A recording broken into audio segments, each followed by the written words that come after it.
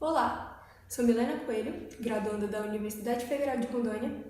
Fiz esse artigo conjuntamente à doutora Aparecida Zwin e agradeço o interesse no tema, que é a relação entre o encarceramento em massa no Brasil e a banalidade do mal. Atualmente, temos mais de 700 mil presos no Brasil e apenas 300 mil vagas.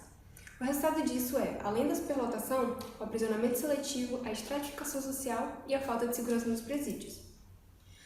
O aprisionamento seletivo e a estratificação social devem ser entendidos conjuntamente.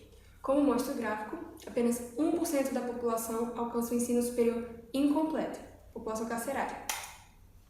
Já a população negra compõe mais da metade da população carcerária.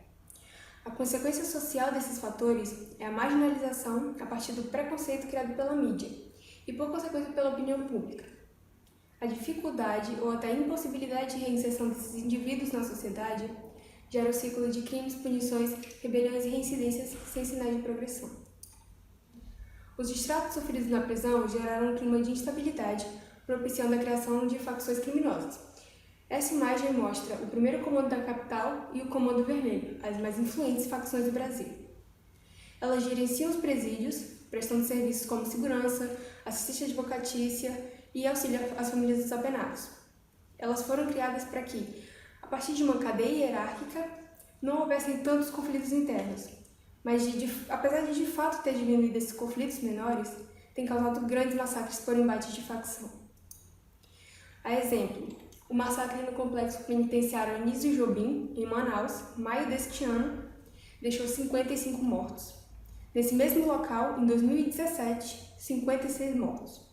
Em Alcaçuz, 2016, o massacre deixou 26 mortos.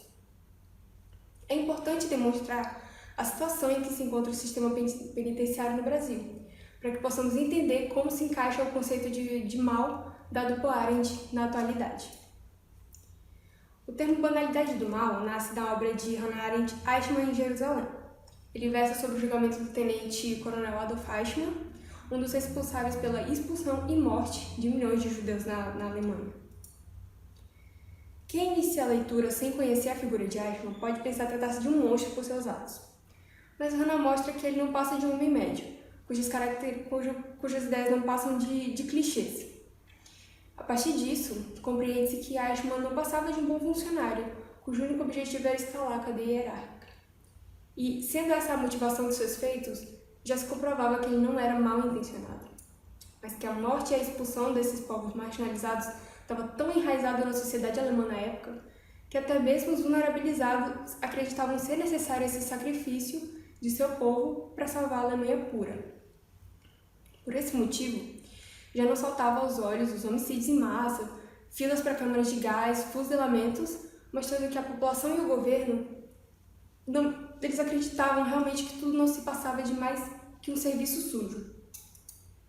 E por ser tão institucionalizado, Eichmann afirma que lhe pesava mais se abster de uma ordem superior que tirar a vida de um indivíduo. A mídia nazista ela teve um papel importantíssimo em banalizar essas atrocidades, para que mesmo os campos de concentração já não chocassem mais a população. Em suma, o termo cunhado por Hannah Arendt delineia a banalização de atos atrozes, de forma que, mesmo que a pessoa não seja mal de fato, ela possa realizá-los, inclusive considerá-los normais. Apesar de cunhado da década de 60, a banalidade do mal ainda é presente na sociedade atual, e hoje falarei como ela se aplica ao encarceramento em massa. Essas são as condições dos presídios no Brasil. Extremamente insalubres, os presos vivem entre ratos e baratas e são áreas propensas à difusão de doenças. Além disso, como já falado, eles são hiperlotados, sempre em ponto de pólvora para conflitos entre facções, massacres, rebeliões e maus-tratos, para enumerar alguns abusos. Daí já identificamos o mal. Para entender a banalização, separei em dois vieses, o viés do judiciário e o viés social.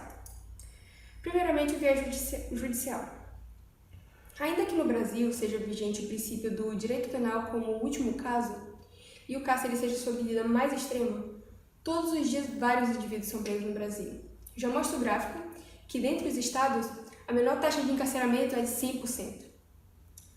Ainda que os magistrados aleguem estrito cumprimento de seu dever, com o tempo, aquilo se torna cotidiano e desumanizado, da mesma forma que acham apenas cumprir seu dever legal. Em relação ao viés social, já não causa espanto à sociedade que sejam violados direitos humanos dentro dos presídios.